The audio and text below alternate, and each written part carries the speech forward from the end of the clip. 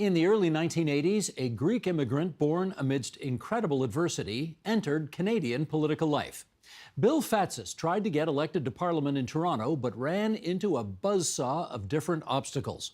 Through it all, he contributed to building up the Greek-Canadian community and laying out a path for future so-called hyphenated Canadians to follow. He chronicles that adventure in his new memoir. It's called Not Looking for Trouble.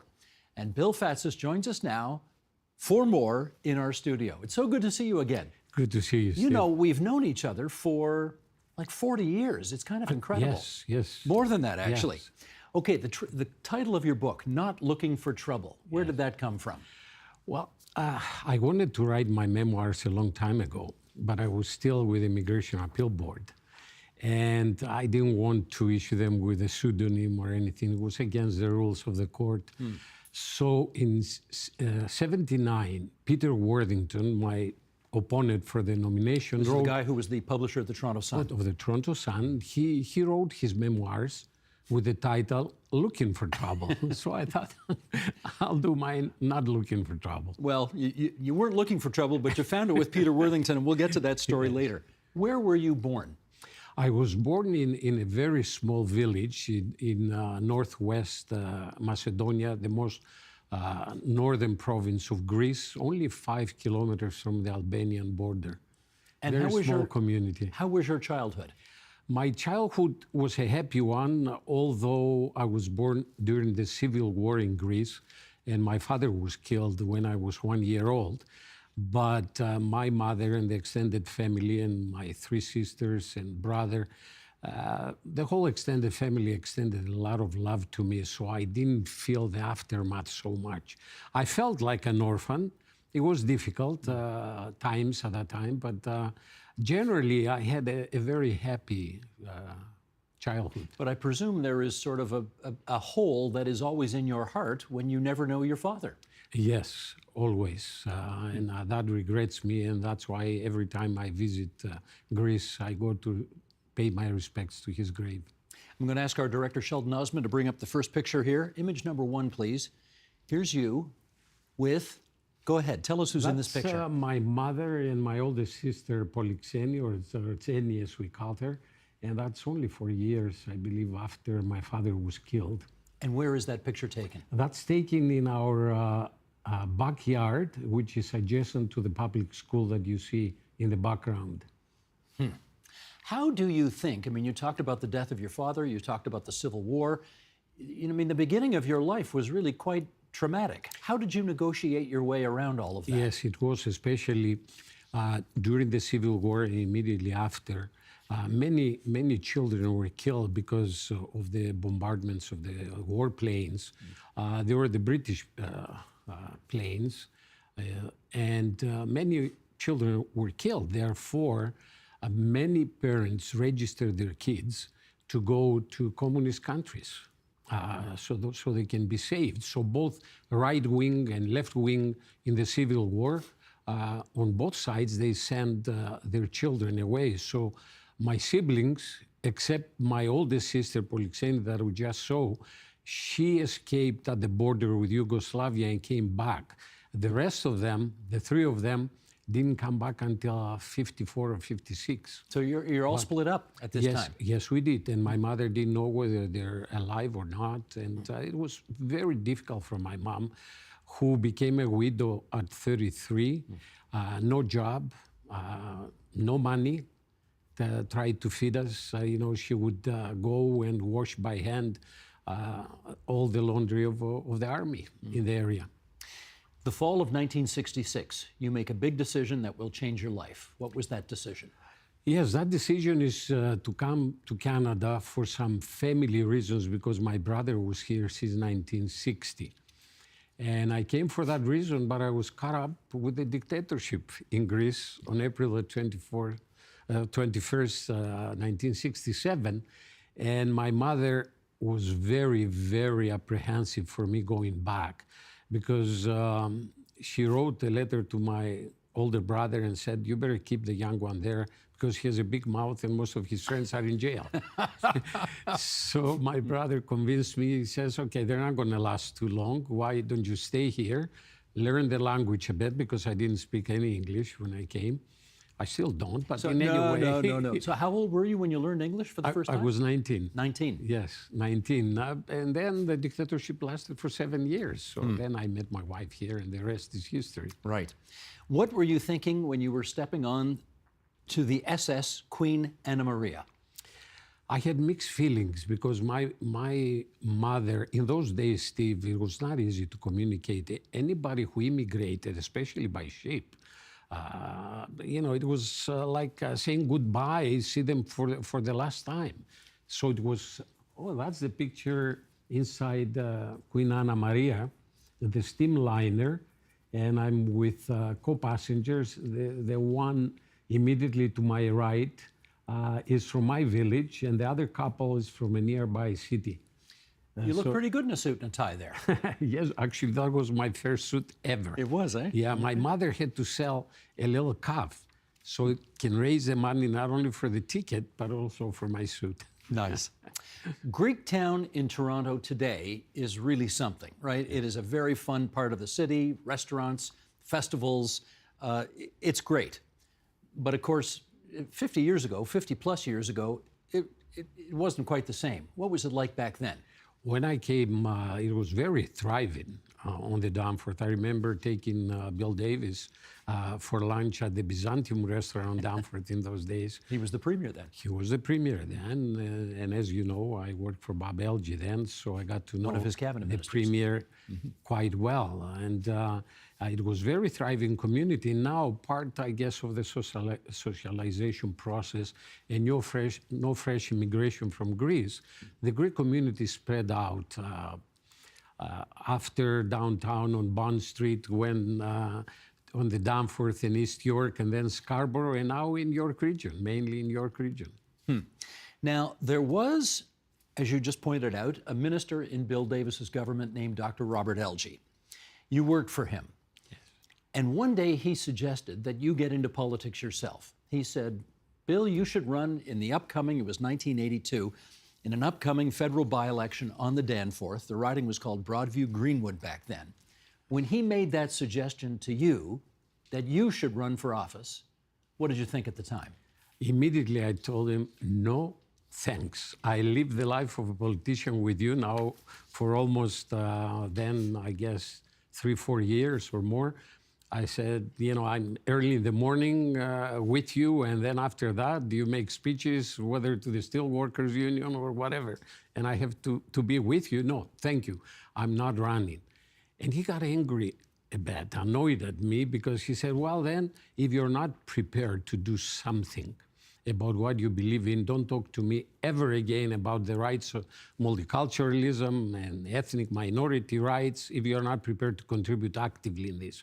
So I really agonized over that weekend before I finally decided, because he gave me a guarantee that I couldn't refuse. He said, the nomination process is going to be short, and then, you come back. If you don't win, you come back in your position.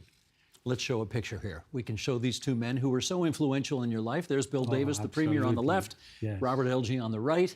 Yes. And those two guys were very influential in your lives. Were there two politicians in this country you respected more than those two men? Absolutely. I started with Bob Elgee. He gave me the opportunity of my life. But not only he became my political mentor, but a mentor in life. I mean, he was a man of principle. As you know, he was a lawyer and a neurosurgeon, and gave up a huge salary as a medical staff chief at Scarborough Hospital just to come to Queen's Park for $79,000 a year, while he was earning then over $400,000. He was a man of commitment. And then when I got to know Bill Davis and Roy McMurtry, those three influenced my political thought very much. And that's why I decided to join the party later on. Okay, so you decide you're going to go for this nomination to become the Progressive Conservative candidate in Broadview Greenwood for this 1982 federal by-election. How did the nomination fight go? Well, I thought I'm going to campaign. I declared my candidacy on the 2nd of June, 1982.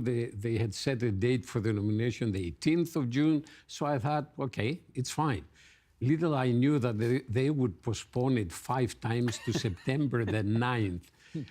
because some very influential people became the opponents. Ron Ritchie, who was a former MP, and a minister in the short-lived Joe Clark, my leader at the time, government, and some very rich people like Michael Hordo, who owned, as you know, most of Blue Street all the way from Bay to Avenue Road, the Piercy House and the Embassy Tavern, all those places. He owned a casino. He was campaigning with the Rolls Royce on the Danforth.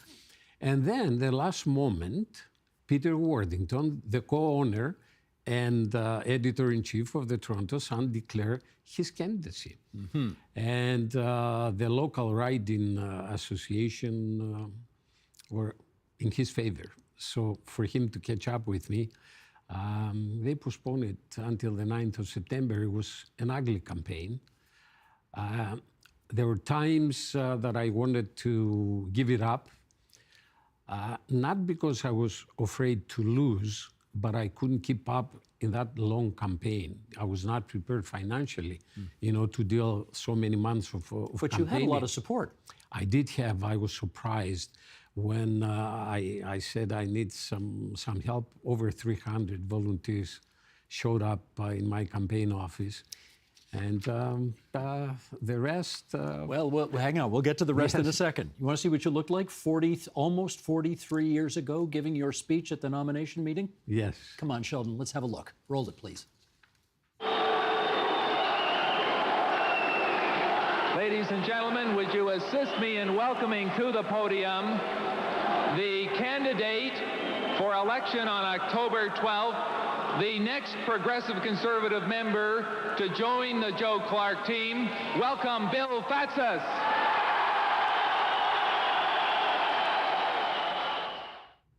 This thing, what do you think when you see that footage? Well, I was not too bad looking.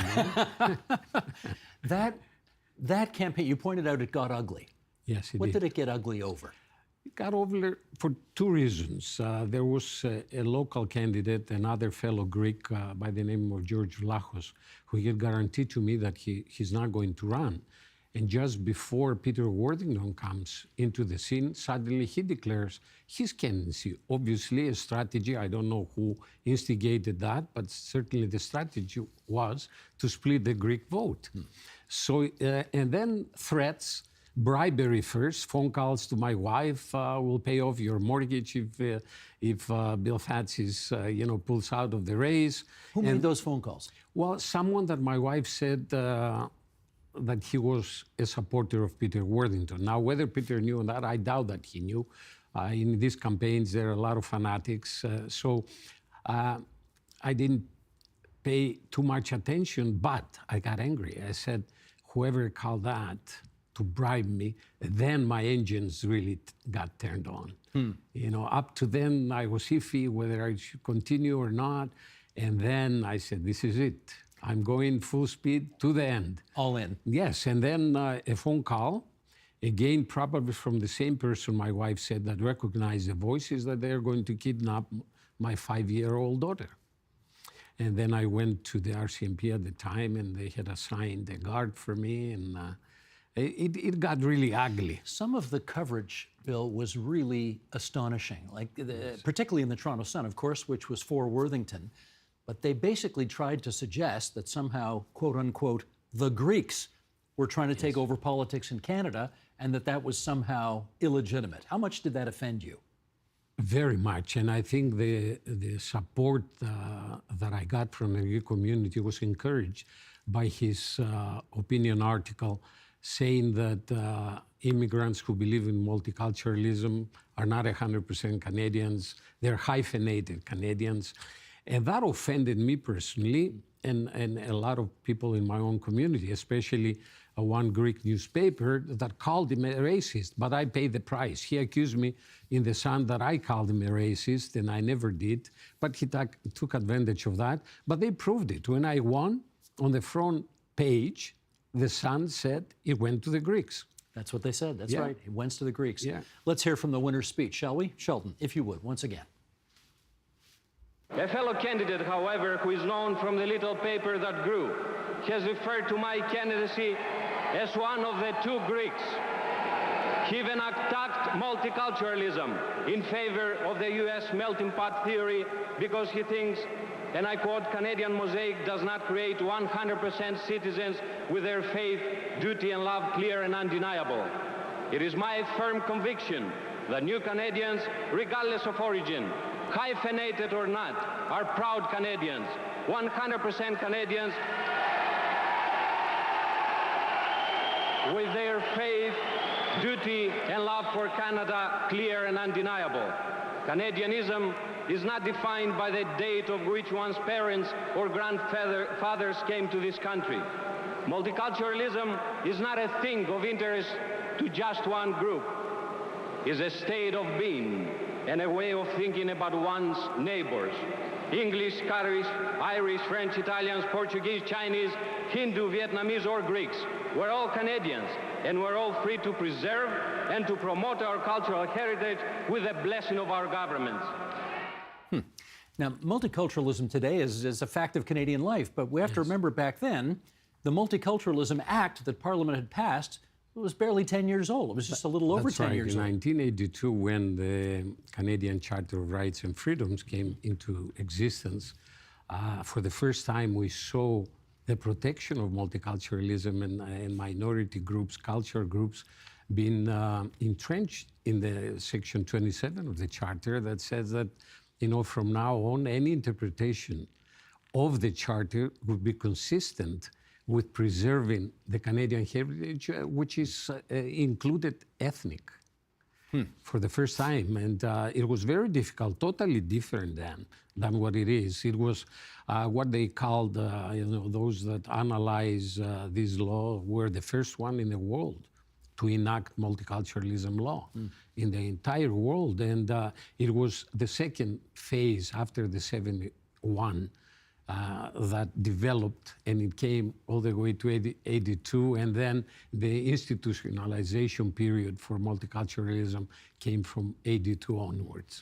Now, after a nomination meeting, what the party hopes will happen is that the winner is able to convince all of the people he or she defeated to, come together, and everybody's going to support the victorious candidate and go and take on the other parties. That did not happen in your case. No, what happened in your case? No, it did not.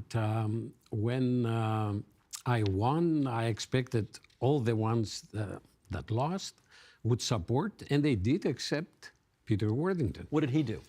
He resigned the party, and he became an independent candidate in the same area. And he ran as an independent? He did run as an independent, and of course that affected my campaign quite a bit, actually. Because it split the Conservative vote. Well, Alan Gregg, who was the pollster then, as you know, Decima polling at that time, showed me in the by-election, which was October the 12th of 1982, to be the front runner to win. Until Peter Worthington came in, and we knew about a week before the actual date of the by-election, we slipped back because we split the PC vote. So the NDP won the riding? The NDP, Lynn MacDonald. And we should actually put this on the record. You were having a by-election in Broadview Greenwood in the first place because who stepped down?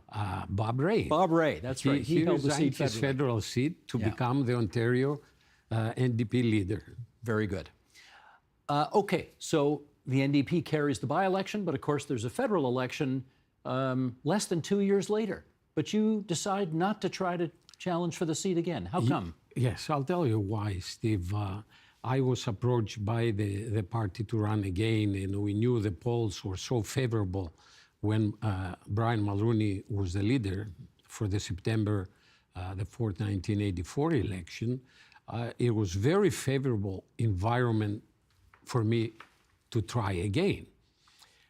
However, I was convinced that Peter Worthington would run again against me. And I did analyze that to the director of the federal party.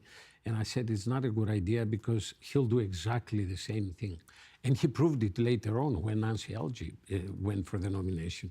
He did interfere, and he ran then afterwards. And when everybody won across the country, as you know, the only two was, I think it was a seat in Newfoundland, and the other one was Peter Worthington in Broadview Greenwood that had come back to the fold of the party. Brian Mulroney allowed him to come back, and then he ran in Broadview Greenwood and he lost. He lost, yeah. 15 years after that by-election, you bumped into Peter Worthington in an elevator. Yes. What happened on that encounter? At that time, I was a member of the Health Professions Review and Appeal Board of Ontario at the Colonnade building on Bloor. So I was going to a hearing that morning, and as I went in, there is Peter Worthington. I greeted him. I said, "How are you doing?" He said, "Fine. How are you? What are you doing now?" I told him, and I said, "Well, I hope no bad blood between us." He says, "No." So it was a very cordial type of Now, conversation. tell me, why would it be cordial, given that you could argue that he cost you a political career? You never got elected because of him. Because of him, yes. At the same time, I think, in a way, the political system in Canada owes me some gratitude that I'm the reason why he did not go to Parliament, because his influence with his strange ideas, politically strange ideas, according to my political view, would influence negatively Parliament at that time. So.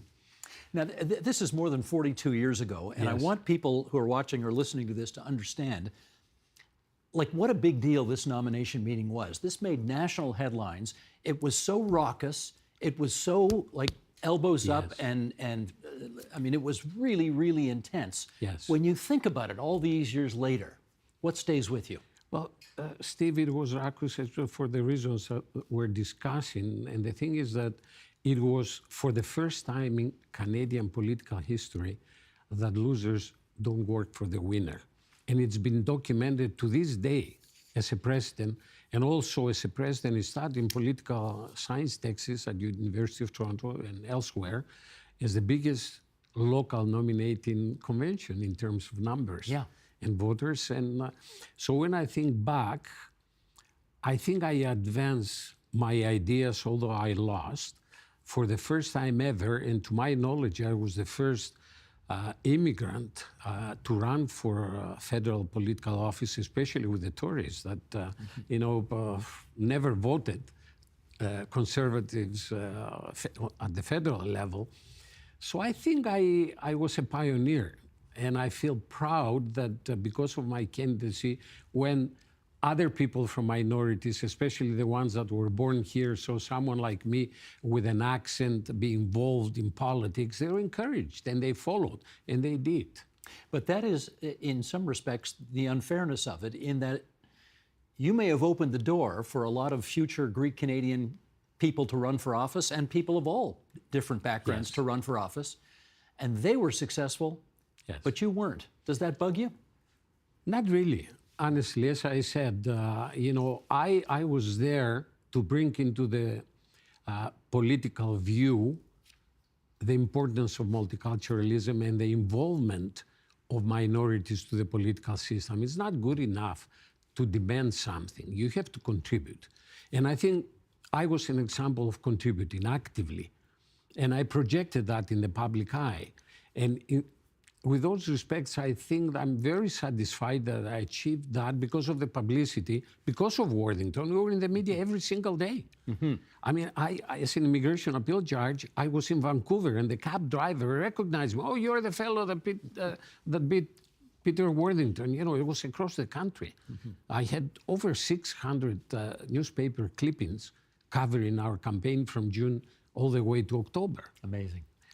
All right, when you look back at it all, your community work, your political work, your judicial work, work on behalf, family heart, I mean, it's all chronicled in the book here. What do you hope people take from this book if they read it? Well, two things. I think minority groups now should take a look, and if I could do it, they could do it much better. And the essence of multiculturalism has changed in all these years.